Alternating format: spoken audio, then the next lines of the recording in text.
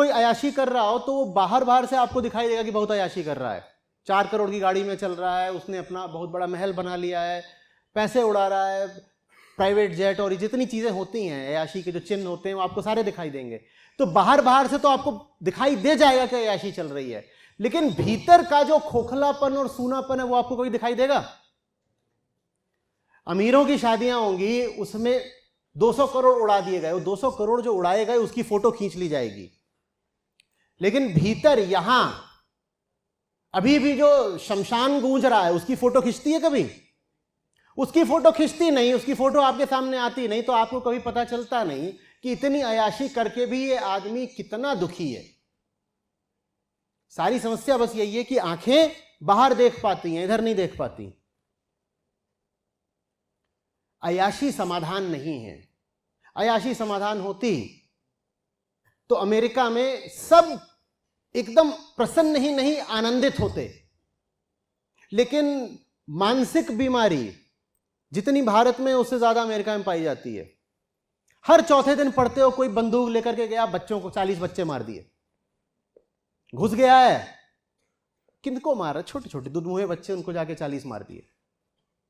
या किसी shopping complex में कोई घुस गया, बंदूक लेके मार रहा है, मार दिया, चलो वो भी बात की बात है, इतनी बंदूकें क्यों है वहां पर? ये क्या मानसिक स्वास्थ्य का लक्षण है? हर आदमी बंदूक रख के चल रहा है?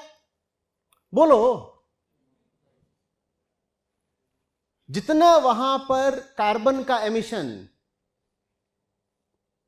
औसत आदमी करता है, उतना पूरे विश्व में कहीं कोई नहीं करता। अयाशी तो पूरी कर रहे हो, लेकिन उससे पा क्या रहे हो? अपनी ही जिंदगी खराब कर रहे हो, अपना पूरा ग्रह तबाह कर रहे हो। इससे कुछ मिल रहा होता है तो बुद्ध और महावीर अपना विलासिता पूर्ण, वैभव पूर्ण जीवन छोड़ करके जंगल क्यों जाते भाई? नहीं मिल रहा ना। लेकिन आपके इन्फ्लुएंसर्स और आपके आदर्श हैं, वो आपको लगातार यही बता रहे हैं कि इसी से मिल जाएगा, मिल जाएगा। भाई बुद्ध में तुझसे थोड़ी सी ज्यादा तो अकल रही होगी ना। जब उन्हें नहीं मिला तो तुझे कैसे मिल जाएगा?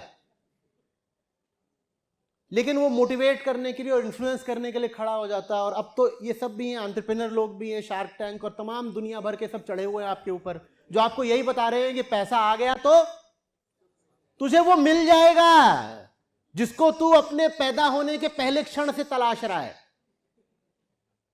उनसे पूछो तुम्हें मिला क्या? तुम जो भी हो, तुम राजनेता हो, तुम धनपति हो, तुम जो भी हो, तुम्हें क्या मिल गया? सच सच बताओ। और अगर तुम्हें इतना कुछ मिल गया है तो तुम में से ही आधे लोग पागल क्यों पकड़े जाते हैं? तुम में से ही आधे लोग जेल में क्यों नजर आते हैं? तुम्ही लोगों में इतनी आत्महत्याएं क्यों होती हैं? इतने घपले क्यों करते हो तुम लोग? पैसा तुम्हारे पास पहले ही था, फिर भी तुमने बेईमानी की, इतने घपले करे।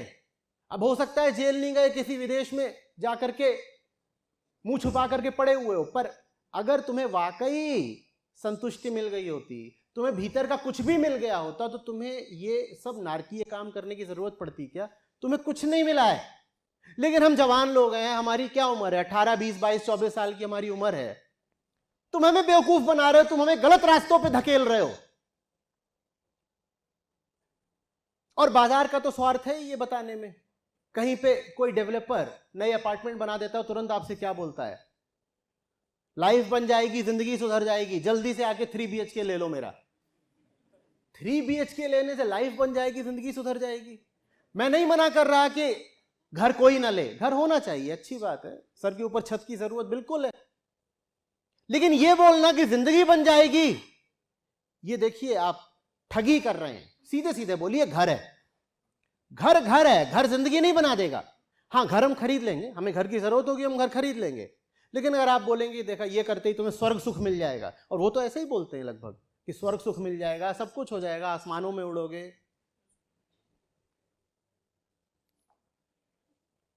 रेमंड जो ये कोट वगैरह बनाता है, उसका विज्ञापन आया करता था पहले, तो वो बोलते थे क्या? For the complete man. माने मैं इसको उतार दूं तो मैं इनकम्प्लीट मैन हो जाऊंगा।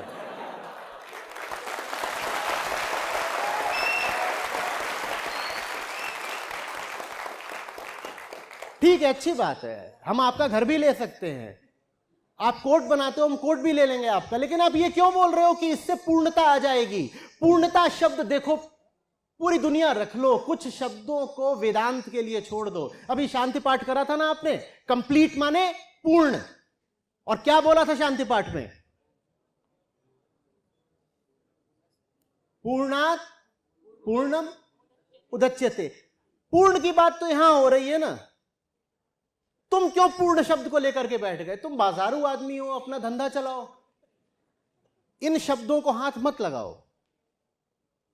लेकिन वो इन्हीं शब्दों को हाथ लगाते हैं, और उन्होंने आपके मन में पूरी कोशिश कर रखी है ये आदर्श बैठाने की कि सुख, भोग, अयाशी, विलासिता यही सब कुछ है। और आदमी अयाशी इसलिए नहीं करता कि उसे अयाशी से प्यार है, आदमी अयाशी इसलिए करता है क्योंकि वो भीतर से बहुत दुखी है। और अयाशी के साथ समस्या नैतिक नहीं है कि कोई आदमी अयाश है तो अरे अरे बुरा आदमी, गंदा आदमी, छी छी छी। अयाशी करके अगर उसका दुख दूर हो रहा होता तो मैं सबसे कहता सब अयाश बन जाओ।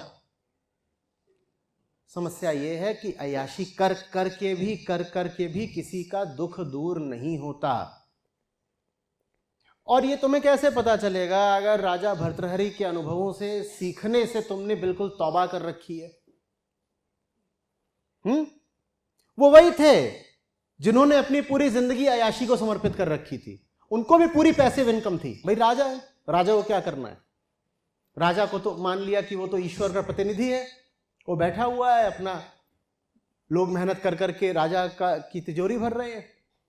और राजा भर्तृहरि तो विशेषकर विलासिता प्रिय थे। ये रानियां, ये धन दौलत, तमाम तरह के उनके शौक।